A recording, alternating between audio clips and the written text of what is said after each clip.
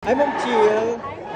Ayan, kayo ang president ng BARDA? Hindi po. Isa po ko sa mga admin. Admin ng BARDA. So, BARDA Royal paano nyo hina-handle yung ganitong may mga issues? na situations po. Oo. Balik, unang-una po pinag-uusapan po muna namin. Nag-meeting kami kung paano po yung pag-organize po namin ng event. So yung katulad po nitong namin, Black School. Sa ganitong may mga issues na like yung kay Jameson and yung may girlfriend na dinala sa Siargao. Opo.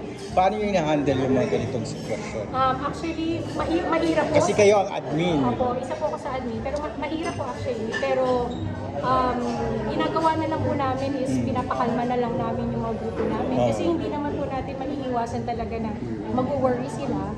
Pero at the same time, normal naman po talaga yun sa isang grupo. Pero sa pagkakaalam ko sir sa aming pong grupo, na-handle naman po namin ng maayos yung mga bagay-bagay. Halimbawa pag may nagtatanong sa'yo, paano mo na sasabi sa kanila na syempre kasi ang mga followers ni Barbie at ni David, karamihan halos mga senior, Okay. diba? So yung iba nga nagkakasakit na.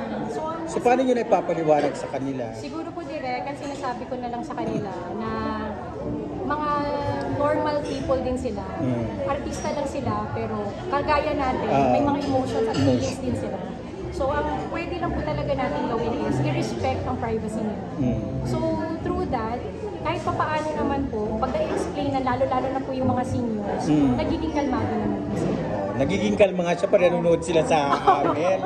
Napapakalma namin At saka sila. po, isa pa po, nakakatulong din po kayong mga vloggers kasi nakakabigay po ng sa kanila encouragement, excitement na parang ay okay lang pala, parang gano'n. So far naman po, okay naman po. Ayun. Maraming salamat, Miss Chel. Ayan, Thank you, Miss Chel. Miss Barbs. Hello po, good afternoon. Ayan. So, kumusta yung pelikula mong P77?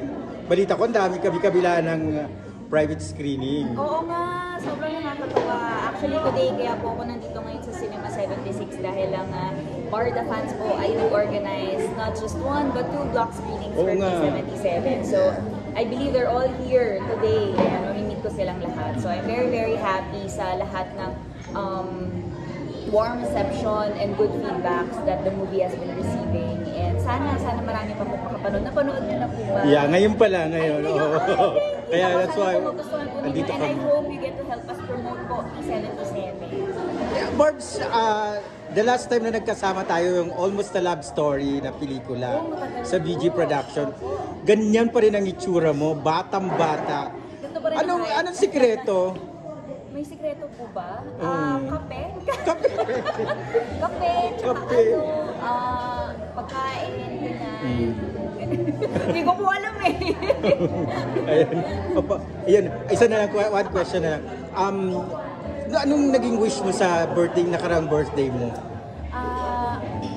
Well, to be honest, wala ko talaga akong naging birthday wish kasi pakiramdam ko kalabisan na kung hihiling pa ako kasi parang binibigay na ng universe ang lahat ng hiniling ko a couple years back.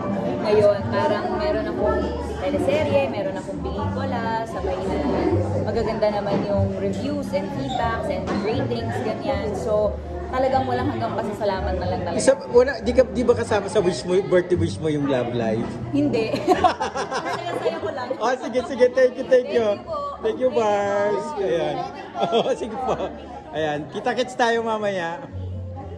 Ayan. Siya po. Punta muna siya sa cinema. Ano ba kinalakal? Ano no?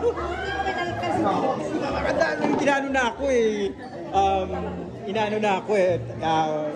May humuhudyat na okay na. So anong pakiramdam mo? Nakita mo si Barbie ngayon. Super saya. Ha? Super saya. Masaya ka ngayon. Naniniwala ka ba sa mga issue? Ay, hindi. Ayun. Ano lang yun, gimmick lang yun. Gimmick lang yan, ano. So, wala. Madam Pickles. Ay, hello, Anong paniniwala mo sa mga issue na kinasasangkutan na nung kamakailan yung holding hands, kuning-kuning? Ay, nako, oo nga. Diba? Gimmick, ano? Sobrang grabe nag-trending yan. At talagang pinag-usapan ng gusto nga itong holding hands na ito. Pero Gimmick, ano? oo, sabi ko nga ay bonggay. Ah. Pero sabi ko nga sa mga Barca supporters, kalma lang. Nakita mo narinig mo kanina, di ba? Sa ang question ko, di ba? Hindi kasama ang Love Live sa... Oh. Ay, wala. Oh, di ba? Ayoko na. Oo. So, meaning to say, ano, yun na, ganun. Wala. So, Wala. ayaw Huwag silang assume. Ayaw muna, no? Huwag silang mag-assume. Kaya nga, tigilan muna yung assume. Oo. So, kaya yon ang mga nanonood kay Direk Benny, no? Chill lang kayo. Chill lang. Ayan. Andito tayo sa showbiz industry, maraming magbabago. Yes. Yun lang, thank you. Okay, thank you so much sa Madam Pickles. Ayan naman from Team Barda. Ayan, ito muna si Miss Jen. Miss Jing, hawakan mo. Ayan, kumusta? Anong naramdaman mo ng mga sumulpot ang maraming issue? Naku, naglulungkot ako dahil gusto kong Barda. Na Oo. ano siya sa iba eh. Pero ikaw, sa opinion mo, ikaw ba naniniwala ka sa ganun? Feeling ko may secret sila ni David na hindi lang pwede yan. Kasi... Basta, laban lang Barda. Diba? Eh, ang gusto ko si Barbie at si David. Ibig lang talaga. Oo, Mas bagay sila, no? Bagay sila. Wag nang mag-entra-entra yung mga hindi naman bagay. Nakakasira lang.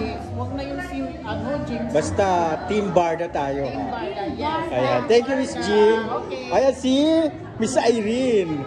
Ang beauty ng mga ang beauty ng mga followers at supporter niya. Mga Team Barda. Okay. Ayan, Miss G, Miss Irene. Kumusta yung naging reaction mo dun sa mga lumabas recently? Naiirita ako. Kasi hindi ko gusto yung gusto sila lang, si David at saka si Barbie. Maganda yung chemistry nila. Ano panawagan mo naman sa management if ever? Jimmy Seven.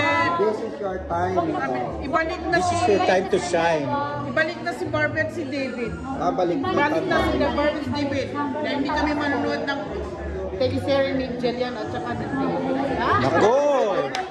Nakasubaybay ba kayo sa Barbie lang kami. Nakakalungkot dahil binubuwag sila. Sila yung highlights nila ng team eh. Bakit ang Jimmy Seven? Yung balita nga, diba? Papasok daw si David sa BE. Beauty Empire, sa Beauty Empire. Beauty Empire. Oo. Pasok siya pero sakit lang. Saglit lang siya doon. Pero masaya ba kayo kahit pa paano na Yun, masaya kami sa pumasok sa Beauty Empire. Pero pagkatapos yun dapat meron silang pelikula. Meron silang may show sila sa Jimmy Seven dapat. Teleserye. Sila daw. balita ako mga mami, may magwewelga daw. Oo. Totoo ba ito? Totoo ba yan? Dami namin Confirm, paki-confirm mo sa inyo. Mag-welga ba? Nangyayari. Magkakaroon ba ng welga? Kailan ba ito mangyayari? Siguro kasi nag-aano pa kami, pinipon pa namin yung mga kasama namin. Pero talagang magkakaroon.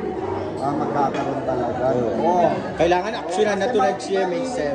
Jimmy Seven, shout out Jimmy Seven. Team Barda na. Pinarda lang, talagang David. Parang kinikinig kami sa tambalan nila ni Barbie at ni David. Kaya sinusuportahan namin sila. Meron kaming grupo, Team Barda. Kung saan siya doon. Kailan ang schedule ng welga na ito? Malapit na. Dahil hindi namin susuportahan. Ano ang demand nyo sa welga? Ano? Ano ang demand? Ibabalik sila. Hindi sila bubuwagin. Ah. Yung love team nila, sila lang dapat. Sila yung ngayon eh. Kasi nga 'di ba may balita si Mama Od na parang may plano nga raw buwagin ng Barda, 'di ba? Yung nga, Kaya nagtataka na-alarma mga yung Barda mga fans club. Bakit sila bubuwagin? Sila nga itong mainit sa mga tao ngayon, tapos bubuwagin. Hindi pa disappointed yung mga fans. Ayaw pa nila maraming fans, maraming taga-subaybay. O dapat hindi sila buwagin ng Jimmy 7. Of course. Kasi sila naman talaga ang management. Aha. Diyan na dapat sila hindi niya binuwag. Kaya malulungkot yung mga fans na imbis tinatangkilik sila, nawawala ng gana. Kasi nilalapit sila sa ibang Na hindi naman sila ba? sila bagay, sila ang nakatuloy. David So, dapat, talaga, David, Barbie. Ano yung masasabi niyo sa latest issue nga na boyfriend na daw ito si Jameson Blake? Diyos ko. Ano man? bakla daw si James Ha? Bond. Sabi, 50-50 daw. Oo ba yan? Panatag naman Aray kami. ko. Kasi di ba nag-trending nga daw yung nag-trending nga daw yung Holding hands. elevated shoes. Sabi naman, palabas lang daw yun. Oh, Pero sila daw talaga, David, sana nga totoo sila talaga. Totoong buhay. real life. Okay, salamat! At mag-i-interview pa tayo mga kaibigan ng iba pang mga... Ay, nasa labas na sila. Wait, ayan.